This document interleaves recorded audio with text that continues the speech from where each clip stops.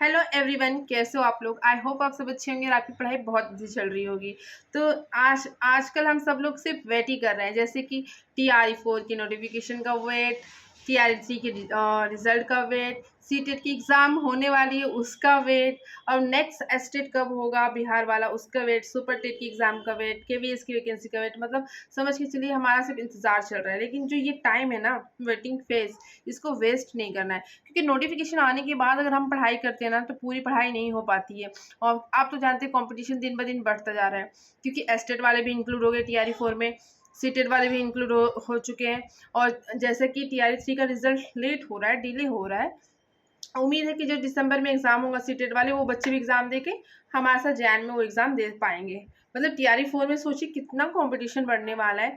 जो TRE 3 में जिसका सिलेक्शन नहीं होगा वो सीटेट 1 अभी जो हुआ वो, और अभी जो होगा वो उसके भी कैंडिडेट, एस्टेट जो हुआ है और जब हो सकता है उसके भी कैंडिडेट, सब कुछ जुड़ जाएगा तो कंपटीशन कितना बढ़ जाएगा। आप समझ रहे हैं। स्पेशली वो हाउस वाइफ्स ज़रूर ध्यान दें जो नोटिफिकेशन आने के बाद पढ़ना चाहती हैं, या जो जो अभी ये 3-4 महीने हैं जो पढ़ने वाले, अगर उसको वेस्ट कर देती है ना, ये बहुत ही प्रीशियस और गोल्डन चांस है जो अपने हाथ से गवा देंगी। आप जानते हैं TRE 4 1, 2, 3 में हमने अप्लाई नहीं कर पाया, मैं अप्लाई नहीं कर पाई क्योंकि मैं एलिजिबल नहीं थी। लेकिन अब मैं एलिजिबल हो चुकी हूँ तो मैं अप्लाई ज़रूर करूँगी। और ये 3-4-5 महीने बहुत मेहनत करने वाली है, तो मैं स्पेशली उन सबको बोलना चाहती हूँ जो TRE 4 के लिए अभी एलिजिबल हो चुके हैं, एग्ज़ाम देना चाहते हैं, तो अपना टाइम वेस्ट मत कीजिए, क्योंकि ये गोल्डन अपॉर्चुनिटी बार बार नहीं आने वाली है।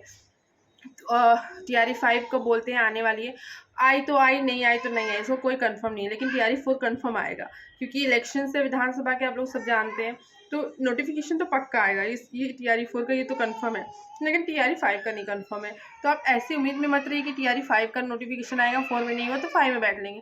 लेकिन इसके बाद अगले 6-7 सालों तक वैकेंसी नहीं आने वाली है। आप खुद ही जानते हैं कि ये वैकेंसी कितने सालों के बाद बम्पर आई है, और वुमेंस को तो और ज़्यादा 50% आरक्षण मिलता है, तो कितना बेनिफिट है। तो इस बेनिफिट का फ़ायदा उठाना है हमें और पढ़ाई करनी है। तो इतना कुछ वास्ट नहीं है, लेकिन आप पढ़ोगे ना लगेगा कि कितना सारा है पढ़ने के लिए। यहाँ पर एक मार्क्स का कंपटीशन है। अगर आपसे 1 मार्क्स कोई ज़्यादा ला लेगा तो आपकी सीट उसकी हो जाएगी, और आपको ये जॉब करना क्यों ज़रूरी है, इससे आपसे बेहतर कोई और नहीं जानता। आप क्यों जॉब लेना चाहते हैं, आपका रीज़न क्या है, वो आपको बहुत अच्छे से पता होगा, इसलिए आप पढ़ना चाहते हो। कोई सॉलिड रीज़न तो सबका होता है, और स्पेशली हाउस वाइफ का तो होता ही होता है। उनके पास बहुत से ऑप्शन होते हैं कि अपनी कंडीशन में बदलना चाहती है, कोई घर से निकलना चाहती है, कोई बच्चों को अच्छा भविष्य देना चाहती है, कोई हालातों से लड़ रही थी। मतलब बहुत सारे इश्यूज होते हैं वुमेन्स, मतलब जितनी भी हाउस वाइफ होती हैं उनके पास। तो वो अगर अपने आप को बदलना चाहती तो चेंजेस अभी से लाइए, अभी से अपना सिलेबस पढ़ना चालू कीजिए, सिलेबस कंप्लीट कीजिए, फिर क्वेश्चंस लगाइए और पढ़ाई करिए। टाइम बिल्कुल मत वेस्ट कीजिए, बहुत कीमती समय चल रहा है। समझ लीजिए 5 महीने मेहनत करेंगे ना, आप आगे के 50 साल बहुत अच्छे जाने वाले हैं आपके। आप लोगों को TRE 4 में जितना भी जो जनरल पेपर है उसको बहुत अच्छे से पढ़ना है, बहुत अच्छे से प्रीवियस ईयर कंप्लीट करना है, क्योंकि आप जानते हैं कि मेन सब्जेक्ट तो सबका अच्छा होता है, सब कर लेते हैं, लेकिन जो आपका 120 मार्क्स में जो जनरल पेपर होता है ना, वही आपका सिलेक्शन डिसाइड करता है। तो प्लीज़ आप उसको बहुत अच्छे से ध्यान दीजिए, उस पर बहुत फोकस कीजिए, बहुत टाइम दीजिए। मैं अपनी बात बताती हूँ ना, कि मैंने अभी अभी कंप्यूटर साइंस का बैच लिया है, मुझे सिर्फ पुराना कंप्लीट करने में बहुत टाइम लग रहा है। आपके साथ कब क्या हो जाए आप नहीं जानते हैं, तो अपने आप को पहले से ही प्रिपेयर रखना चाहिए। पता चला आपकी एग्ज़ाम उससे एक दिन, आजकल इतनी सारी बीमारियाँ चल रही है, जैसे कि पिछली बार ये हुआ था कि मेरे एग्ज़ाम थे, 2 हफ्ता बाकी था, मुझे डेंगू हो गया था, तो उसकी वजह से मेरा पूरा वीक ख़त्म हो गया था, और फिर एग्ज़ाम में जो परफॉर्मेंस अच्छा नहीं हुआ, एग्ज़ाम नहीं निकला था। तो ऐसा कुछ हो जाता है, जो नहीं चाहते हुए भी हो जाता है, और आप अपनी चीज़ें हासिल नहीं कर पाते हैं। तो इसलिए ना, कभी घटना क्या हो जाएगी आप कोई नहीं जानता, इसलिए आप अपने आप को आज से ही थोड़ा थोड़ा थोड़ा थोड़ा, अरे यार आप हर रोज़ भी 3 घंटा पढ़ते हैं ना सीरियसली, तो बहुत है। सिर्फ पढ़ने से नहीं होगा, रिवीजन के साथ प्रैक्टिस भी करना है। पढ़ लीजिए, रिवीजन के साथ प्रैक्टिस कर लीजिए, 2 दिन एक्स्ट्रा लगेंगे बट हो जाएगा, क्योंकि अभी नोटिफिकेशन नहीं आया तो आप 2 दिन एक्स्ट्रा दे सकते हो अभी, और नोटिफिकेशन आ जाएंगे तब तक आप आधी चीज़ें एटलीस्ट करके रखोगे, वो अच्छे से याद रहेगी, उसका प्रैक्टिस भी होकर रहेगा, रिवीजन भी होकर रहेगा। तो जो आधी चीज़ें रहेंगी नोटिफिकेशन आने के बाद, उसको भी पढ़ते जाइएगा, रिवीजन भी करते जाइएगा, ऐसे करके आप बहुत कुछ कर पाएंगे। लेकिन आप सोचेंगे कि एग्ज़ाम आएगा, नोटिफिकेशन आएगा तब करूँगी, तो आई डोंट थिंक सो कि ऐसा हो पाएगा, क्योंकि ये मैंने अपने साथ करके देख चुकी हूँ। मैं वेट कर रही थी कि नोटिफिकेशन आएगा तब मैं पढ़ूंगी, सब कुछ आते हुए भी नोटिफिकेशन का इंतज़ार कर रही थी और पढ़ ही नहीं, जिसकी वजह से मेरा एग्ज़ाम क्लियर नहीं हुआ था। सीटेट की बात कर रही हूँ।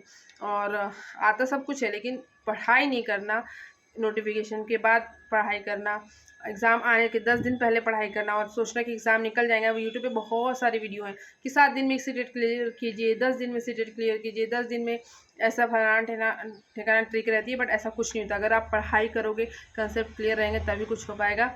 अदरवाइज़ ये जो ट्रिक्स काम करती है ना, तुक्के और लक पे रहती है, हमेशा नहीं आती है। लेकिन आप मेहनत करोगे तो वो आपको हमेशा काम देंगी और हमेशा आपको आगे लेके जाएंगी।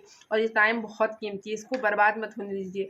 आप सारे काम 24 घंटों में से आप 3 घंटे अगर आज अपने लिए नहीं निकाल पा रहे, तो आगे चल के 6 घंटे 8 घंटे की ड्यूटी कैसे कर पाओगे? बताइए। ये भी तो सोचने वाली बात है ना। अपने आप को भी प्रायोरिटी रखिए। अगर आप अपने लिए कुछ नहीं कर सकती ना, आप दूसरे के लिए कुछ भी नहीं कर सकती। पहले आप खुद को अच्छा टाइम दीजिए और अपने लिए खुद कीजिए, फिर दूसरे के बारे में सोचिएगा। ये अगर आप अपने बारे में सोचने लगेंगे ना, ऑटोमेटिकली सब कुछ, अपना इन्वायरमेंट बहुत अच्छा हो जाएगा। ये मैंने खुद पे ट्राई किया, तब मैं आप लोग को बता रही हूँ। पहले आप अपने आप को खुश कीजिए, आप अपने आप को अच्छा कीजिए, अपने आप को टाइम दीजिए, बाकी चीज़ें अपने आप हो जाती है। जो आपको बुरा लग रहा है, आप बोलिए कि तो आपको बुरा लग रहा है, दूसरों को अच्छा लगने के लिए आप अपने आप को बुरा मत साबित कीजिए। अगर दूसरों को बुरा लगता है तो आपको भी तो बुरा लगता है, आप भी तो इंसान हो, तो वो भी सोच सकता है कि आपको बुरा ना लगे। तो आप ही क्यों दूसरों के बारे में सोचना है? तो इसलिए प्रायोरिटी खुद को दीजिए, टाइम की बचत कीजिए और जो बचता हुआ टाइम है ईमानदार रहिए। ये नहीं कि रील्स देख रहे हैं, पढ़ाई करिए। मेरे साथ ऐसा बहुत होता है और वो सब चीज़ों को मैं धीरे धीरे कंट्रोल कर रही हूँ। तो मैं सोचा कि यार जो मेरे साथ हो रहा है जिस किसी और के साथ भी हो सकता है, तो मैं अपने वीडियो के थ्रू शेयर करूँ। चलिए इसी के साथ मिलते हैं नेक्स्ट वीडियो में। Bye bye guys, thanks for watching. अगर कुछ इन्फॉर्मेटिव लगा होगा तो प्लीज़ मेरे वीडियो को लाइक शेयर सब्सक्राइब कर देना। Thanks for watching.